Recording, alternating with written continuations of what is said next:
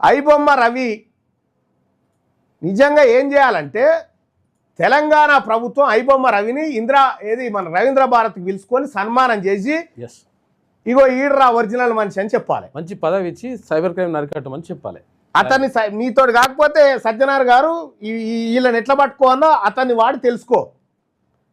ఐబొమ్మ రవి మీ బొమ్మలని బయట పెట్టిండు. మీరు చేసి ఎవరిది ఇవ్వమన్నాడా? నేను 200-300 కోట్ల రెమ్యునరేషన్ ఎవరు ఇవ్వమన్నారా? మిమ్మల్ని ఎంత ఉంటుందా పాప్కార్న్ సినిమా టాకీస్ పోతే? ఎంతనా పాప్కార్న్ ధర సినిమా టాకీస్ పోతే?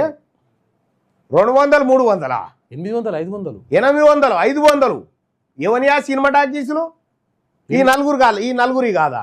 ఒకటి అంటాడు ఐబొమ్మ రవిని ఎన్కౌంటర్ చేయాలంటే ఎన్కౌంటర్ చేయాల్సి మొదలు పెడితే ఫస్ట్ మీ కాడికి ఏం చేసుకురావాలి?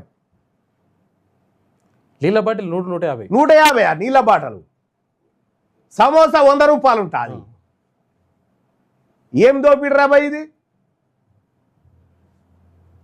టికెట్ 10,000. నిజంగా ఐబొమ్మ రవి ఈ తరం యువతకు హీరోనే, ఒరిజినల్ హీరో. నీకు దమ్ముంటే సజ్జనార్ గారు ఒక పని ఎట్లా పట్టుకునో ఏ స్టెప్లు వేసినో చెప్పు చూద్దాం.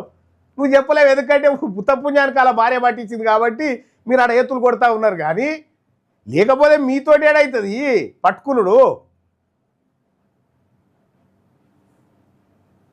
అతను చాలా వెరీ టాలెంటెడ్.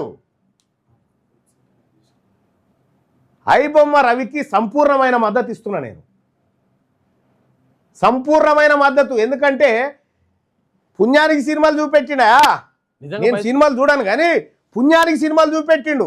నిజంగా పైసలు సంపాదించాలనుకుంటే సజ్జనార్ గారు ఇప్పుడు ఆ ఏసకాలను పక్కపండి కూర్చుని పెట్టుకొని ప్రెస్ మీట్ పెట్టినావు కదా, ఇంటి దోపిడి బాధితులు లేకపోతే అత్యాచారానికి గురైన బాధితులను అట్లా కూర్చుని పెట్టానట అన్న ప్రెస్ మీట్ పెట్టినావా నీ ముఖానికి? ఎందుక పెద్ద పెద్ద డైలాగులు? నువ్వేదో హీరో అన్నట్టుగా. ఆ హీరోలకు నువ్వు హీరో, ఈ దోపిడి ముఠాకు నువ్వు హీరోవి. చేయాల్సి వస్తే ఫస్ట్ మీ కాడికేం చేసుకురావాలి కదా, ఏదన్నా చర్యలు తీసుకోవాల్సి వస్తే.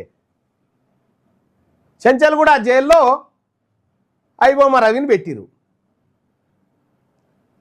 ఎన్ని రోజులు పెడతారా? మీరు చేసింది సంసారి పనా? మీరు చేసింది ఎన్ని చేయలే సజ్జనార్ గారు? నా దగ్గర ఎన్ని ఎరికేనా?